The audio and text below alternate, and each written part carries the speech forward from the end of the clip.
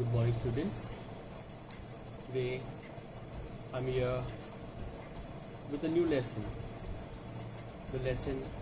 The singing lesson.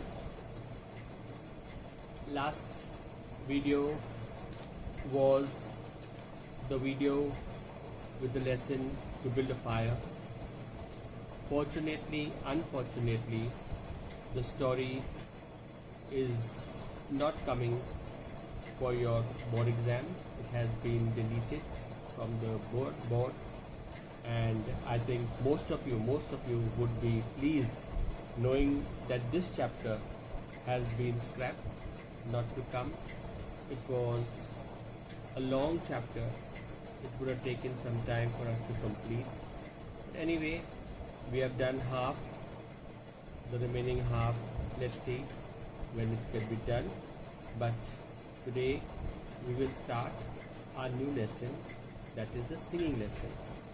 Like the other chapters, before I start the chapter in detail, I would like to give you all a summary of this particular chapter, so that while you all have the summary in the head, it is more easy for you to grasp the story when I explain it in detail.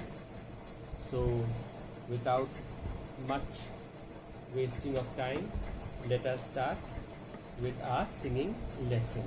So I'll do the summary part today. Okay. So basically we have this singing lesson, as the name suggests, is set. The environment out here is a school, and in this school we have this singing teacher who happens to be a lady teacher, teaching in an all girls school. Only girls study in this school, and she happens to be quite strict, a perfectionist, and a real singing teacher who guides, teaches children singing, gives them lesson with music. Music is written, music can be studied.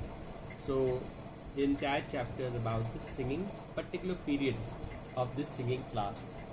So I'll just start. Dressed in usual academic attire. So we are introduced to Miss Meadows. Now she is the singing teacher, and she is dressed in her school uniform, like basically what the teachers in that school are supposed to wear. She is wearing that. Miss Meadows walked the cold corridor to the music hall. Now these are very, very important. She is walking down a corridor. All schools have these corridors which lead to different classes, and the feeling of coldness when we are introduced to the story only shows the environment prevailing among here. So to the hall in order to teach her first singing lesson of the day, and here we have this teacher going to the singing room to give her first lesson of the day, but the author is introducing the lesson with coldness, dullness. Girls of all ages went past her in the hall, laughing, running, calling out to one. Now the girls are excited to go to the singing, because singing class is a relaxation class basically.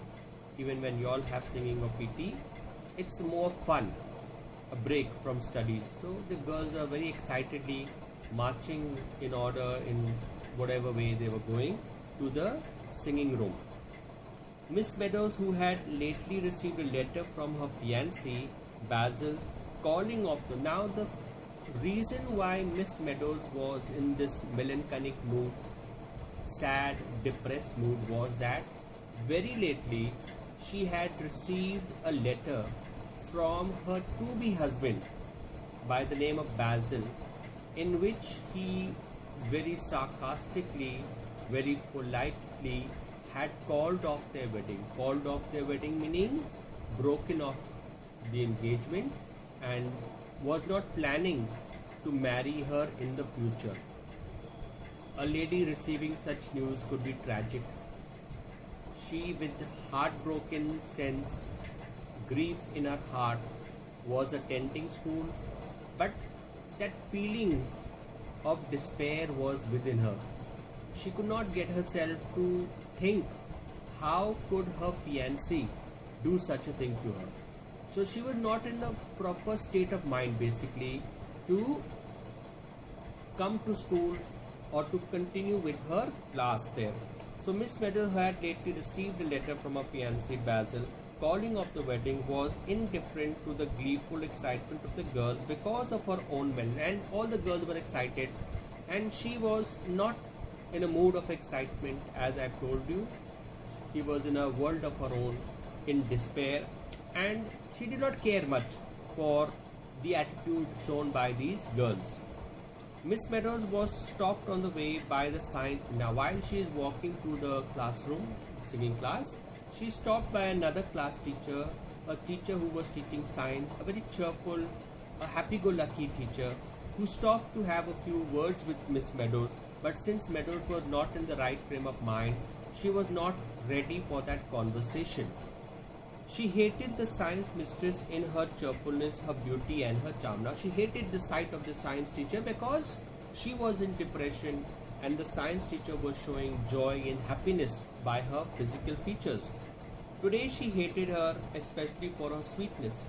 Exchanging strange pleasantries with the science mistress, Miss Meadows walked down the hall to her classroom where Form 4, 5 and 6 were waiting. So without much of an interaction with the science teacher, she just continued to walk to the hall where she was going to take this lesson with students belonging to class 4, 5 and 6. Paying no attention to her students' excitement, she gave two sharp taps with her baton for silence. Now when she entered the room, children mostly were excited, talking to each other, disturbing the class. But her entrance, she banged her stick, which she always carried, baton, on the desk. Hearing that, all the girls were subdued, silenced. Mary, her favorite student, was to play accomplishment at the piano. Now she had a favorite student who she gave special care to. And again, Mary, her special student, was to lead the singing class. So, though Miss Meadows gauged her students' irration with her, she could not hide her anger and anguish for long. Quite true, what could the thoughts of those creatures matter to someone who stood there, bleeding to death, pierced to the heart by such a letter? So the author is saying that there's a vast contrast between the feelings of the student and the feelings of the teacher. Here we have a teacher heartbroken, in despair. On the other side, we have these girls excited, ready to start their class, ready to go ahead with their class. So Miss Meadows saw about the letter that her fiancé had written. He had written disgust first and crossed it out and wrote regret. So in the letter, very very important, there was this word disgust and there was another word regret.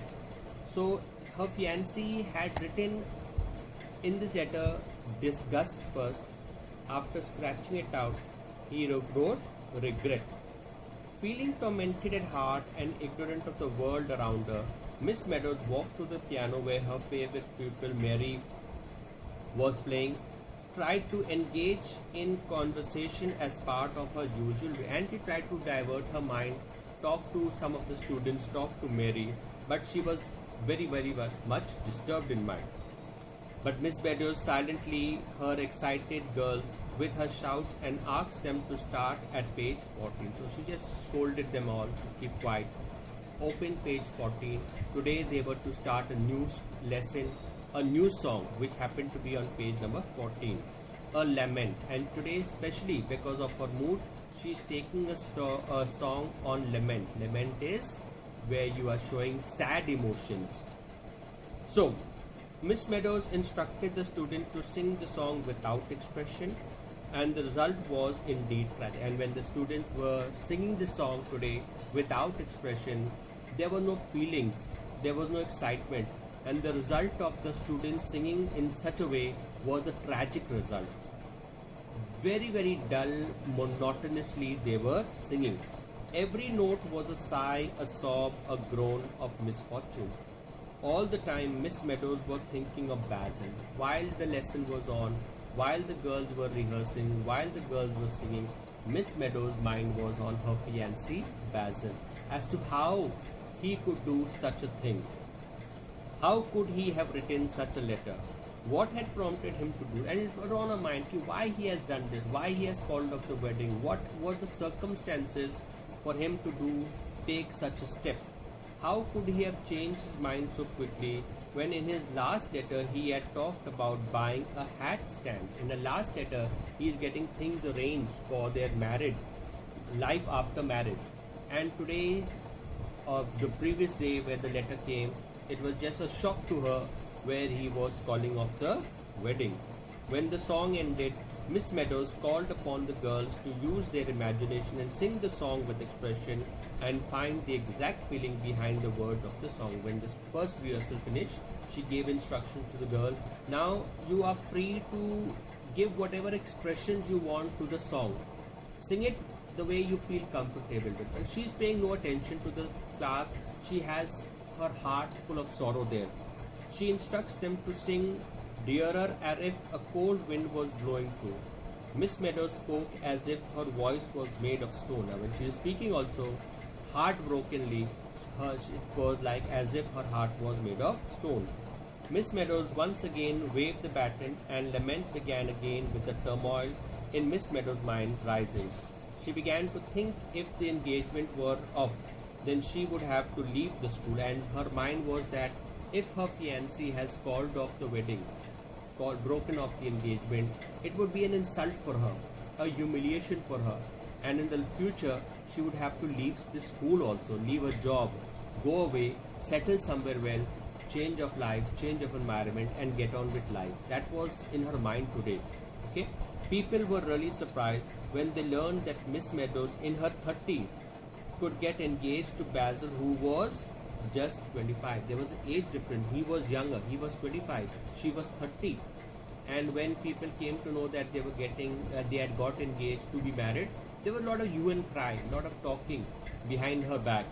And today, if the engagement was called off, it would be a shock and it would be a great tragedy for her. So she was in deep, deep despair at the moment. She wished Basil could continue to love her and to keep the relationship on. And her mind was in this state of mind. She was not paying attention to her class. Her class was continuing. The children were doing what they want, singing as they liked. Never before has the class been in such a disorder. And Mary, her most favorite pupil, was leading the group. But there was no order, no combination, no synchrony between the singing. Just as she was in this pensive mood, a peon came to the singing room and called out to the teacher. Just then the door opened and a student entered and told Miss Meadows that the headmistress, Miss Watt, wanted to see her. Another student was sent in by the headmistress, giving her the information that the headmistress of the school was immediately calling her over to her office to meet her. So, instructing the girls not to be noisy while she was away, Miss Meadows walked to the head. Now she gave the class instructions not to make a noise, but you know, when a teacher leaves the class, goes to the principal's office, how you all play up. The children were happy anyway. She goes with a pumping heart to the office, thinking like what was the urgent need for her to be called there. She was handed a telegram, and when she went to the office, the headmistress as good as the principal, gave her a telegram. She had a telegram in her hand, handed it over to the teacher. It was from Basil. Today we don't get telegrams. There was a time when telegrams was the most fastest means of communication. So anyway, this telegram was from her fiancé Basil. Looking at it, her heart was beating even more faster now. Pay no attention to the letter. Just have been mad. Brought hat stand today. And in the telegram, Basil is wording to her, pay no attention to the letter. So he tells her that don't pay much attention to the letter she must have received, assuring her that his decision to call off the engagement is changed again, not to worry, and he is getting things in order for their future wedding also. Receiving such good news, immediately, instantly, her attitude changed, her mood changed also. So Miss Watt asks if the telegram contained bad news. Now the headmistress asks the teacher if the letter contained bad news.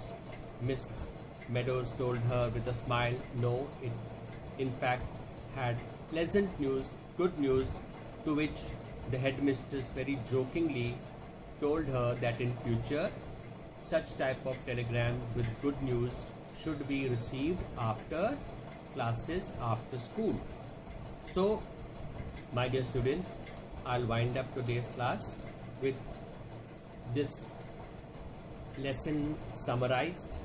Y'all can go through the video, pay attention, and when we start our new class, our new video the next time afterwards, y'all can be more prepared for learning it and picking it up more quickly. So I will end now. Goodbye. God bless.